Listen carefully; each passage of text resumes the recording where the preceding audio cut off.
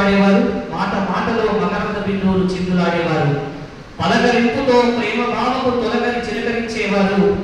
మన పొరుగు రాష్ట్రం ఆంధ్రప్రదేశ్ బ్రాహ్మణ సంఘానికి మరి విశేష సేవలు అందిస్తున్నటువంటి APSSS అధ్యక్షులు కోనేరు సతీష్ గారి కార్యక్రమాన్ని ఉద్దేశించి వారు 2 నిమిషాలు మాట్లాడవలసిందిగా సవినయంగా మనం చేస్తూ ఉన్నాం.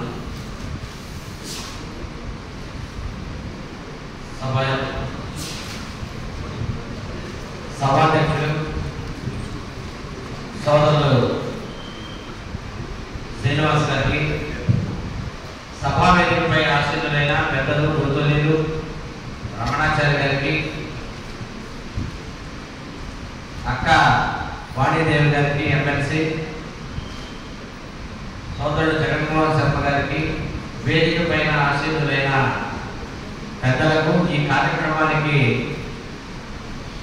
అటెండ్ అయి మరి మీ యొక్క నైపుణ్యతతో ఏదైతే లెటర్స్ తీసుకొని ఆనందంగా వెళ్ళి మీ అందరికీ కూడా శుభాకాంక్షలు తెలియజేస్తున్నాం. ముందుగా ఈ కార్యక్రమానికి రావడానికి గల ముఖ్య ఉద్దేశం,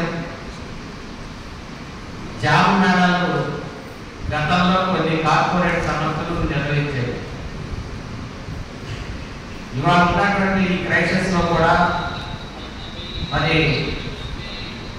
తెలంగాణ బ్రాహ్మణ సేవా సంఘ సమాఖ్య హైదరాబాద్ రంగారెడ్డి జిల్లాల అంటే గ్రేటర్ హైదరాబాద్ శాఖ అధ్యక్షుడు మునిపేట శ్రీనివాస్ గారు ఒక మంచి కార్యక్రమాన్ని ఏర్పాటు చేస్తున్నారు. దాంట్లో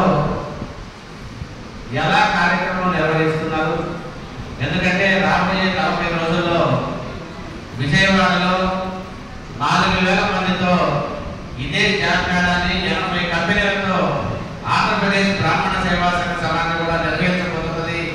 కనుక మనం ఇంకా మనకు తెలియనటువంటి విషయాలని తెలుసుకున్నామనేటువంటి దీనికి ఈ కార్యక్రమానికి రావడం జరిగింది. ఈ పెద్దలందరితో కూడా వారి యొక్క సూచనలు కూడా విందాం. అలానే రేపు ఆంధ్రప్రదేశ్ బ్రాహ్మణ సేవా సంఘ సమాఖ్య జాబితా తెలిసినప్పుడు ఇక్కడ ఎవరైతే అటెండ్ అయ్యి కాల్ లెటర్స్ రాలేదో నిరుత్సాహం చెందకుండా పక్కనే ఉన్నటువంటి విజయవాడలో కూడా జరిగే జాబితాలో పార్టిసిపేట్ అయ్యి మరోసారి మీ అదృష్టాన్ని పరీక్షించుకొని ఉన్నత శిఖరాలకి అందరూ వెళ్ళాలని, అలా వెళ్ళే మార్గంలో ఇవాళ గతంలో మనం చూసాం IASలు IPSలు పెద్ద పెద్ద ఆఫీసుల్లో మన వాళ్ళు ఉంటే సహాయ సహకారాలు అవుతాయి. కానీ ఇవాళ సమాజంలో ఇవాళ విద్యార్థులు బ్రాహ్మణులు ఎవరైతే ఉన్నారో, ఉద్యోగాలకు పోయేవాళ్ళు ఎవరైతే ఉన్నారో, తోటి వాళ్ళకి మీ ఆఫీసులో సహాయ సహకారాలు అందించడానికి బ్రాహ్మణ జాతికి కృతజ్ఞతగా అండగా ఉండాలని కూడా నేను మనందరినీ మనస్ఫూర్తిగా వాళ్ళు కోరుకుంటూ